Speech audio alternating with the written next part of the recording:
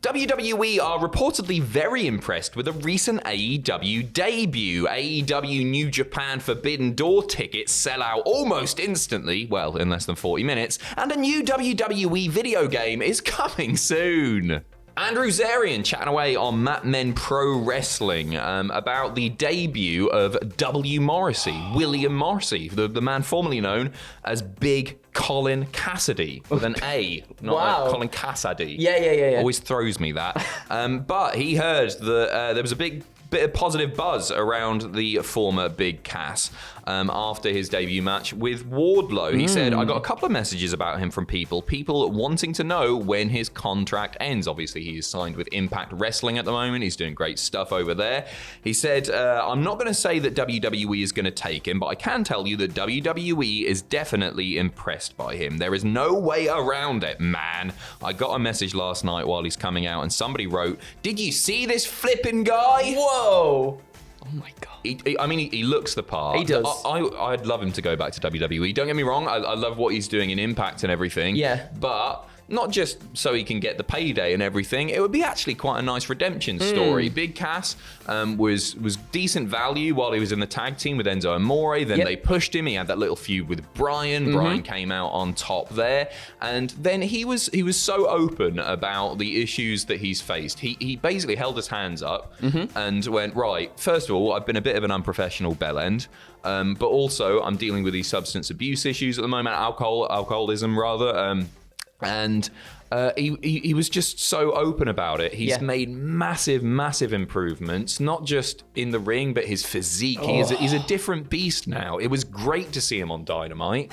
It was insane to see him on Dynamite. It really was. It was cool. So I'd love to see him more in AEW, but if WWE were open to giving him a second shot, I'd be buzzing for him. Me too. And we all know by now, what does Vince love more than just big sweaty men? Nothing at all. And he looked so good in that match with Wardlow. Obviously Wardlow had to go over, so he could look strong in his feud with MJF and whatnot, but Cass looked incredible too. He was doing all the, the split jumps over bloody Wardlow and everything. And like you were saying, his physique too. He's really made such huge improvements in both his physical wellness, his mental wellness, and also just in the ring too. I think him in the WWE environment would be really cool to see. And we've got Omos as a hulking giant at the moment. Not anybody else as much, I don't think. No, you got big boys, haven't you? Yeah, you got big boys, but Cass is both. He's like Omos. He's a big boy and he's a very tall boy. Yeah, and obviously Omos is different in the way that he is.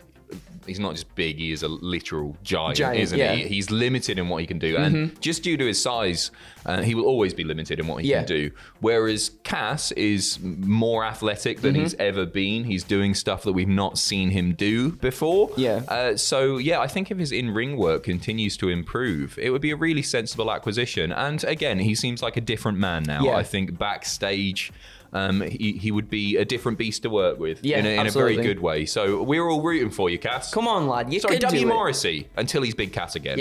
Yeah. Any chance you think we would ever see? I don't think they'd even want to do it. I think they'd push him as a singles guy. But could you see Enzo going back as well? No. I don't think so. I think the pop and everything on Dynamite, there was a lot of 50-50 chance of we want Enzo, no, we don't. It was very 50-50. And even at one point, w.morrissey was like, go away, don't need that. Need that. He can do it on his own. He can do it on his own. Buddies. They've teamed together in recent times as well.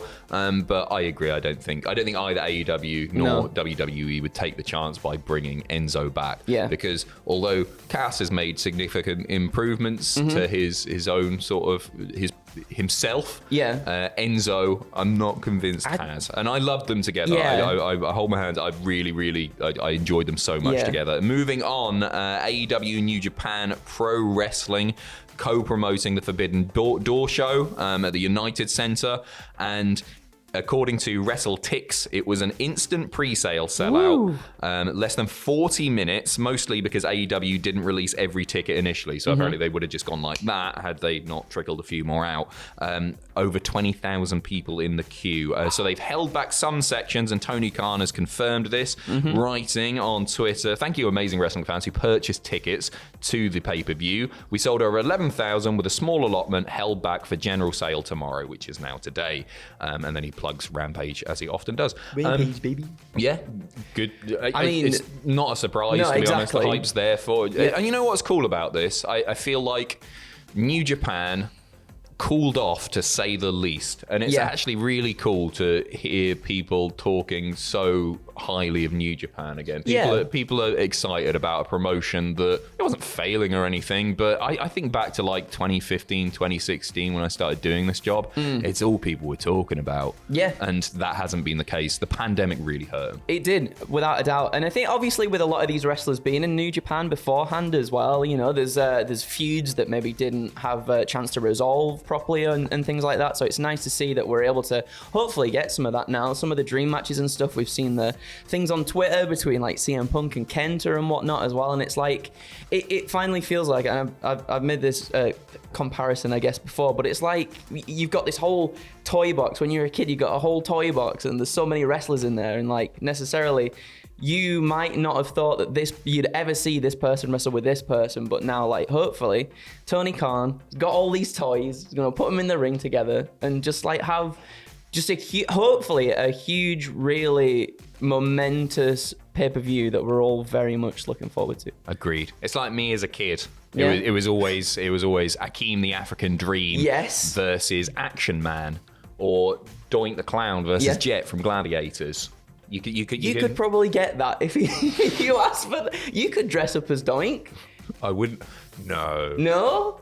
There's only one clown sat at this table, Andrew, and his name's not Adam Pacici. A new WWE video game coming soon. So this was revealed by Stephanie McMahon last night on the Q1 earnings call. She didn't say much about it. We only know one thing about it, in fact. But in the call, she said that WWE continues to see good things in the future for their participation in the mobile gaming space, with the announcement of a role-playing game coming soon. What?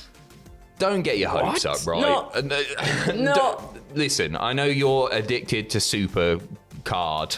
Is that what it's called? Super. You never played WWE Supercard? Oh, sorry. Have I played WWE? It's basically Top Trumps, yeah. but for weird little virgins. Do the little animations and stuff? Yeah, they do. They go boo, boo, boo. I played it for like 2 weeks, and then it got too difficult. All the stats went too high. I don't understand it. You and them ranked stuff. I sometimes watch a few people do it on Twitch. I've just got it on in the background. Yeah.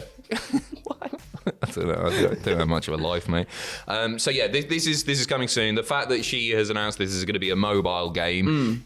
Essentially, I guess expect Raid Shadow Legends, but with John Cena and Roman Reigns.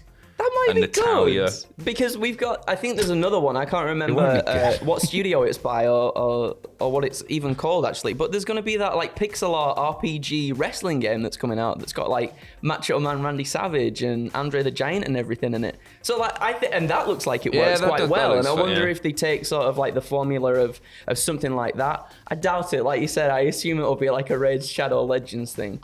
But I'm sure they've got two that are just bejeweled.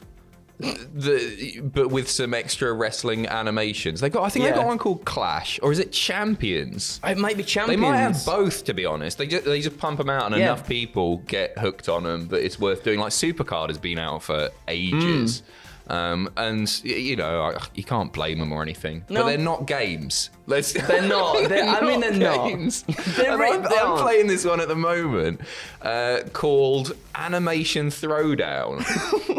And I downloaded it because I was just so bored one day. And it's got like Family Guy, Bob's Burgers, King of the Hill, shows that I quite like. Yeah. And I was like, oh yeah, that might be fun. And it's just this stupid card battling game where you can't progress without spending money, but it's terribly addictive. And I check it every 4 hours or so just to make sure that my research is done and all this stuff. They're not games. I'm not playing anything. I simulate all the matches because I don't like the gameplay. Anyway, I'm very excited for WWE Cash Grab RPG coming very soon. Did I say RPG? RPG. That's right. Yeah. Role play game. Anyway, also revealed on that call the plans to still open more performance centers. Now, this is something that was being talked about a lot a few years ago before pandemic hit. And the launch of NXT UK and the UK Performance Center was meant to be leading to more. WWE Japan was meant to be a thing, and it all cooled off because the wrestling landscape massively changed. And WWE strategy is very different now. They're not just going and signing everybody anymore. They're just signing hot young models like me. Their strategies changed massively. But Frank Riddick, the chief financial officer, answering a question yesterday about expanding the performance center, he said that they are looking at expanding and improving, but there are no details or decisions made just yet. Sean Ross Sapp commented on this as well. I've heard recently that the global expansion was still on hold in that regard. They'll do it when it makes sense, basically. And I think that's fair enough, you know? Yeah, it is. It's very, very different to what we thought we were getting a few years ago. Yeah. And Triple H was really heading up that global expansion stuff. I remember him being the one using that term an awful lot.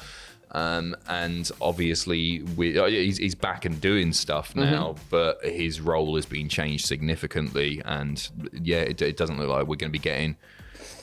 No, I mean, I wonder if do you think we'll still see, like, I know that obviously they're talking about it, do you reckon we'll see sort of WWE programs that are in those different countries in terms of like not like an NXT Japan, but maybe something along the lines of that? I think as they look to explore new territories, like they're big on the Middle Eastern market, for example, at the moment. So it wouldn't surprise me to see them put something there to train new talent, to build superstars that appeal to those audiences. Oh, yes, yeah. I think it's a very different strategy to what they were doing in the UK so much. Yeah. That was just to kill World of Sport and the UK indie scene.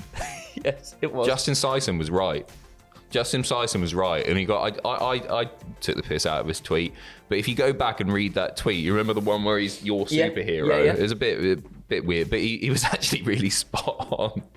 And the UK indie scene is still exists, but it's very sad. It's different, isn't it? It's very different now. It's very different. Come on, 1PW, save us all. Yeah, go on. Justin Sison. Anyway, right, that's it from us for now. We'll be back with some more news very, very shortly. This guy is joining that guy next door, Sam Driver, for a full playthrough of WWE WrestleMania Backlash on WWE 2K22 at 3 p.m. today, so set a reminder for that. We've got all the Backlash content coming up over the weekend as well. We are live streaming. I'm being joined by this mollusk on Sunday night, Monday morning. Then you got What Happened At, you got WTF moments, and then you've got to go to sleep because you'll be knackered after all that content. Look after yourself. Look after yourself. That's pretty much, probably lists going up and that. Anyway, I'm gonna knacker this absolute twat. Can I say twat? Yeah, twat. See you in a bit.